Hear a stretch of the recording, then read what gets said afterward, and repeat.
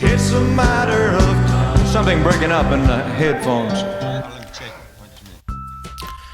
Elvis hatte manchmal solche Momente im Studio wie das mit dem Kopfhörer, was wir eben gehört haben.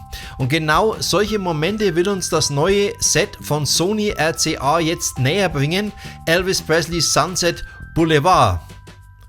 Heute schauen wir uns dieses Release mal etwas genauer an, das 5-CD-Set und auch das 2-LP-Set. Herzlich willkommen zu einer neuen Ausgabe von In Elvis Veritas. Here's Elvis Presley. Ja, liebe Freunde, ich bin Gerd von In Elvis Veritas, dem internationalen Elvis Presley Fan-Kanal in deutscher Sprache. Toll, dass du heute wieder mit dabei bist. Wir schauen uns heute das brandneue Release von Sony RCA an, Elvis Presley's Sunset Boulevard. Wir bekommen ein 5-CD-Set mit 89 Tracks, aufgenommen zwischen 1970 und 1975, Masters, Outtakes und Studioproben. Zusätzlich bekommen wir, die Vinylsammler unter euch, ein 2-LP-Set mit den Highlights dieses großen 5-CD-Sets. Die 5-CD-Set-Ausgabe beinhaltet zusätzlich ein Booklet mit Liner Notes, verfasst von Colin Escott und einem Vorwort von Jerry Schilling.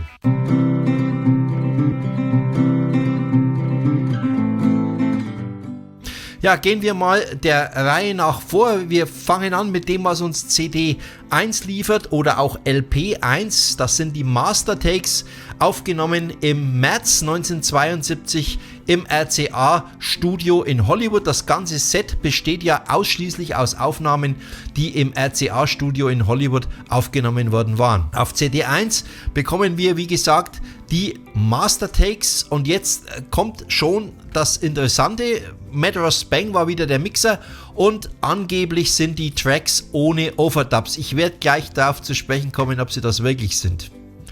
Wir bekommen in diesen Sessions natürlich den absoluten Kracher Burning Love. Wir bekommen aber auch die wunderschöne Ballade von Elvis, Always on My Mind. Wir bekommen Songs wie Separate Ways, It's a Matter of Time. Wir bekommen Where Do I Go From Here und Fool. Das sind die Songs, die Elvis im März 72 dort im Tonstudio aufgenommen hat. Es ist nicht ganz klar, in welcher Weise man das wirklich alles veröffentlicht wurde. Es stand ja im Raum, dieses Standing Room Only Album zu machen, das bestehen sollte aus Live-Tracks und aus Studio-Tracks, und man hatte ja bereits im Februar 72 in Las Vegas ordentlich viel mitgeschnitten, live, neue Tracks auch, und jetzt noch die Studio-Tracks dazu, und das war so ein bisschen der Plan. Vielleicht hätte man noch gemischt mit Aufnahmen von Elvis on Tour, aber das alles war etwas nebulös. Fakt ist, man wollte diese Studio-Session haben und Elvis nahm sie an. Was verspricht uns jetzt diese Box? Diese Box verspricht uns, dass wir diese Versionen neu gemixt von Matt Ross Spang bekommen. Das ist zweifellos der Fall, ohne Overdubs. Und da bin ich gleich jetzt mal an einem Knackpunkt.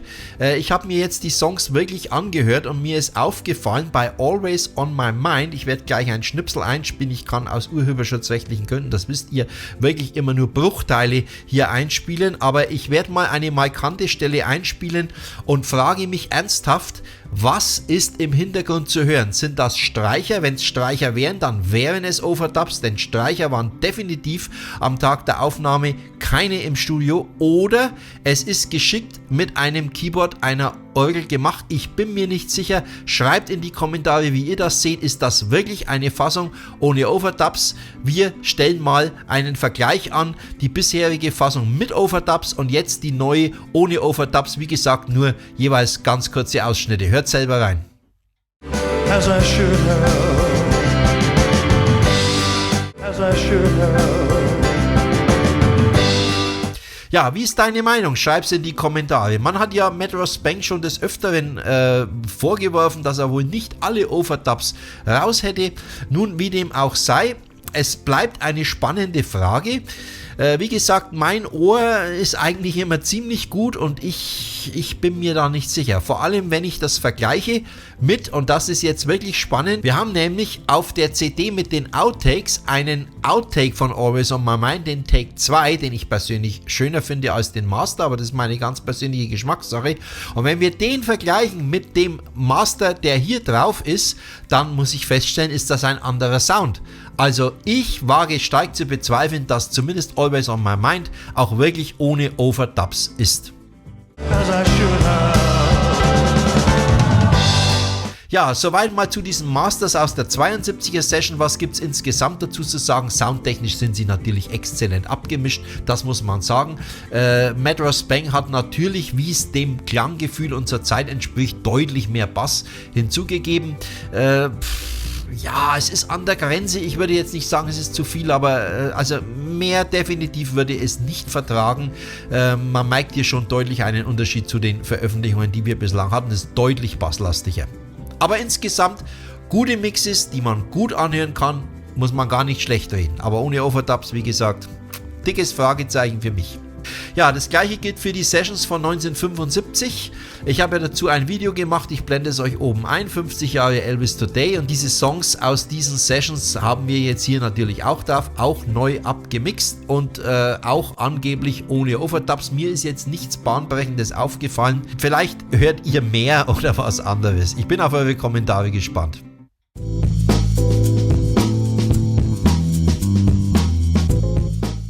Ja, und jetzt gehen wir weiter und jetzt kommen wir zu den Outtakes, und da wird es jetzt wirklich interessant bei den Outtakes. Wie ich vorhin schon erwähnt habe, haben wir einen fantastischen Take 2 von Always on My Mind. Kleine Zwischenbemerkung, alles was hier veröffentlicht wird, haben wir bereits über FTD und andere Veröffentlichungen bekommen. Es ist also nichts Neues drauf. Es wird auch ausdrücklich damit geworben, dass mit in den USA noch nicht veröffentlichte Songs oder Outtakes zu hören sind. Also da muss man sehr genau lesen in das Presserelease, das RCA zur Veröffentlichung herausgegeben hat. So gesehen gab es das alles schon mal irgendwie. Natürlich nicht von Matt Ross Bang gemixt, das muss man sagen. Aber es ist jetzt wirklich nicht was Neues. Ich habe die Takes abgeglichen. Sie wurden alle schon auf diversen anderen Veröffentlichungen, meistens von FTD sogar, veröffentlicht. Bei den Outtakes stechen jetzt schon einige Sachen heraus. Sehr schön gefällt mir zum Beispiel der Take 1 von Fool. Er ist deutlich länger als die veröffentlichte Fassung und ist auch sehr schön anzuhören. Bereits bei Take 1 ist der Song in voller Blüte. Man kann eigentlich kaum was an diesem Song aussetzen. Fool, you didn't have to hurt her. Interessant ist auch ein Outtake von Shake a Hand sowie von Fairy Tale, die ich beide auch sehr interessant finde. Bei Shake a Hand vor allem die Orgelpartie, die sehr stark auch in den Vordergrund gemischt ist von Matt Ross Bang. Er ist ja, wie ich schon bei mehreren Videos, die ich über seine Veröffentlichungen gemacht habe, festgestellt habe, ist er ein großer Fan von James Burton und Glenn D. Hardin, also jetzt nur die beiden Personen stellvertretend genannt. Ich meine damit die E-Gitarre und das Piano, die er immer gerne stark in den Vordergrund mischt. Das kann man machen, sind zwar exzellente Musiker, muss man nicht machen, ist Geschmackssache. Mir persönlich gefällt es gut. Auch hier haben wir zum Teil das Piano doch sehr deutlich markant zu hören. Auch die E-Gitarre ist immer gut zu hören, selbst wenn sie keine tragende Rolle hat. Shake a hand.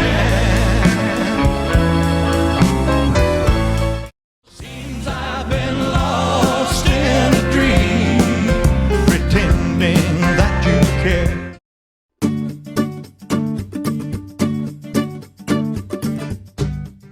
Ja, liebe Freunde, jetzt kommen wir zu den Proben. Und bei den Proben muss ich jetzt sagen, also hier, es tut mir leid, aber was uns Sony hier anbietet, das geht gar nicht. Ich möchte euch ein Beispiel nennen. Die Proben von 1970, die für That's the Way It Is gemacht wurden, die ja aufgezeichnet wurden. Diese Proben sind vom Sound her schlechter als eine vergleichbare Veröffentlichung, die wir vom Memphis Recording Service vor einigen Jahren bereits bekommen haben. Ich habe die das Triple LP Set in meiner Sammlung und ich werde euch jetzt gleich mal einen Soundvergleich einspielen, damit ihr hört, was ich meine. Warum hier Matt Ross Bang Elvis' Stimme so weit in den Hintergrund gemixt hat, erschließt sich mir überhaupt nicht. Man kann das auch nicht mit der Ursprungsquelle oder mit der Qualität der Ursprungsquelle erklären. Das stimmt einfach nicht, denn wie gesagt, der Memphis Recording Service schon vor einigen Jahren, 2020 glaube ich war es, in seinem 3-LP-Set vom Klange her eine deutlich bessere Aufnahme abgeliefert und ich werde euch das jetzt gleich mal zeigen. Wir hören mal rein in einen Ausschnitt von Heart of Rome. I'll take the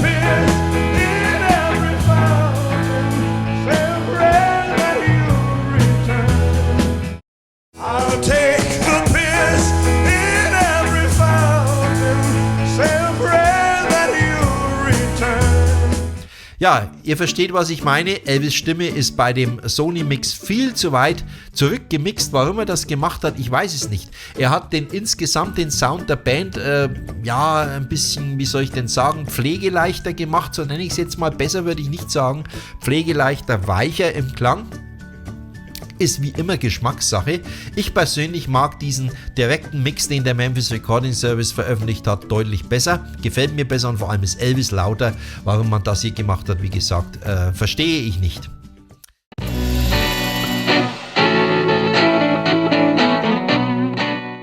Bei den Proben zu 1974, also zum Sommerengagement von Elvis in Las Vegas, hat er ja vorher geprobt in Hollywood im Studio. Und obwohl es in einem Studio war, hat man das nur mit einem Kassettenrekorder aufgenommen. Auch das ist eine interessante Sache, die ich eigentlich nicht so ganz verstehe, wenn ich ehrlich bin. Und hier hat Meadrow Spank versucht, das Beste rauszuholen, aber auch hier muss ich sagen, wenn man bedenkt, welche technischen Mittel es heute gibt, man könnte Elvis' Stimme klanglich verfeinern, man könnte auch den Background, der viel zu leise ist bei den 74er Mixes, da ist es ja genau umgekehrt. Hier ist Elvis sehr dominant, sehr laut und die Band ist für meinen Geschmack viel zu leise, aber gut, wir müssen hier Abstriche machen. Wie gesagt, es handelt sich um eine Kassettenrekorder-Aufnahme aus dem Jahr 1974, die Quelle ist keine bessere, aber auch hier bin ich der Meinung, nach heutigem technischen Standard hätte man mehr rausholen können.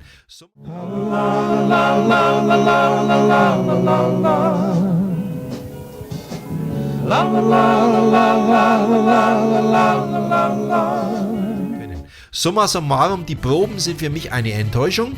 Die Frage ist, gut, wenn man natürlich alles, was Elvis in Hollywood aufgenommen hat, reinbringen will, dann würde das durchaus Sinn machen, dass man diese Proben mit reinnimmt.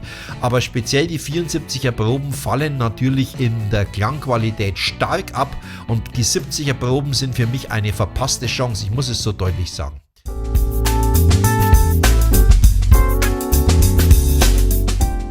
Ja, kommen wir zum Gesamtfazit, liebe Freunde.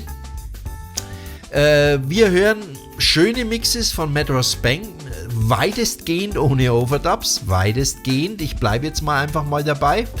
Und wir hören auch interessante Outtakes, alles davon hatten wir allerdings schon. Die Mixes sind gut, die Tonqualität ist sehr, sehr gut. Ganz anders bei den Proben, 70er Proben in der Qualität nicht gut, weil Elvis einfach zu leise im Mix ist. Warum? Wie gesagt, ich wiederhole mich ungern. Ich verstehe es nicht. Die 74er Proben sind, haben ein besseres Kassettenrekorder-Niveau. Ich hätte mir hier einfach mehr gewünscht. Also man kann als Fazit sagen, RCA bleibt sich treu mit seinen Boxsets. Wir hatten ja von Elvis in Nashville, dann Back in Nashville, dann hatten wir das Set Elvis Memphis und jetzt haben wir wieder so ein Boxset, das also einen ganz bestimmten Ort beleuchtet, in dem Elvis aufnimmt, und das ist ja so die Marschroute, die RCA jetzt geht seit einigen Jahren. Diesmal ist es eben, wie gesagt, das RCA-Studio in Hollywood und hier gemischte Gefühle. Letztlich müsst ihr entscheiden, ob ihr euch das Set kauft. Eine Anmerkung noch zur LP-Version. Die LP-Version wirbt ja damit, dass sie die Highlights des Sets bringt. Das ist soweit richtig. Ich habe in einer Veröffentlichung gelesen, dass die ersten beiden CDs, also die CDs mit den Masters und mit den Outtakes, dass man die auf die LP übernommen hat, wohingegen die Proben man weggelassen hat. Proben weggelassen stimmt, aber das LP-Set ist nicht komplett. Where Do I Go From Here ist auf dem LP-Set, so leid es mir tut, nicht vorhanden. Auf beiden Seiten sind 6 Titel drauf. Es stellt sich jetzt die Frage, hat nicht mehr drauf gepasst oder haben wir es einfach absichtlich weggelassen? Ich verstehe es nicht. So hätte man eine komplette Sammlung gehabt von den Songs, die 1972 aufgenommen worden waren. Auch hier finde ich eine kleine verpasste Chance. Aber nichtsdestotrotz, dass die Proben fehlen, tut mir jetzt persönlich gar nicht weh in Anbetracht dessen, was ich vorhin gesagt habe. Insofern ist das 2-LP-Set doch schon eine schöne Alternative dazu, wenn man jetzt auch nicht alles braucht und wenn man eben der berühmte Vinylsammler ist. Ja, liebe Freunde, das soll es für heute gewesen sein. Ich kann euch die Kaufentscheidung nicht abnehmen, aber was ich euch empfehlen kann, ist ein Abo von meinem Kanal und ein Gefällt mir und kommentiert fleißig. Wir sehen uns nächste Woche wieder. Seid bis dahin Gott befohlen. Ciao und Servus, euer Gerd. Long live the King. You like that, huh?